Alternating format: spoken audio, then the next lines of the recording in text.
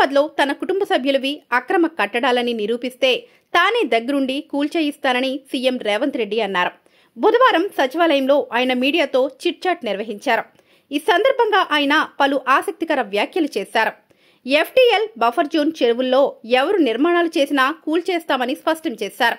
హైడ్రా హైదరాబాద్ వరకే పరిమితమని, ఎక్కడ అక్రమ భవనాలు నిర్మించినా కూల్చేస్తామని చెప్పారు.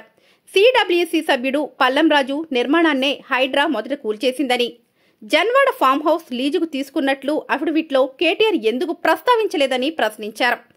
కేటీఆర్ ఫామ్ హౌస్ కు సర్పంచ్ అనుమతి ఇచ్చారంటున్నారు. వారికి అనుమతులు ఇచ్చే అధికారం ఉండదు. నిర్మాణాలకు అధికారులే అనుమతిస్తారు. 10 ఏళ్లుగా మంత్రిగా పనిచేసిన కేటీఆర్ కు ఈ విషయం తెలియదా?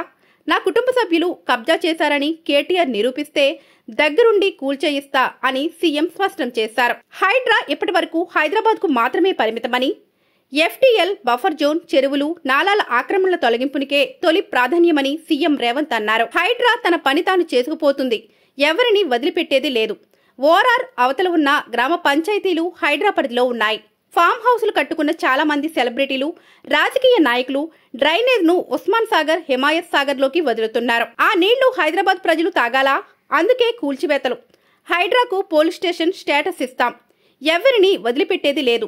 30 ఏళ్ల క్రింద కట్టిన అక్రమ నివాస కట్టడమైన హైడ్రా చర్యలు తీసుకుంటుంది. బీఆర్ఎస్ నేత హరీష్ రావు సిద్ధమైతే ఆయన నేతృత్వంలోనే చెరువుల ఆక్రమణలపై నిజ నిర్మాణ కమిటీ వేస్తాం అని సీఎం పేర్కొన్నారు.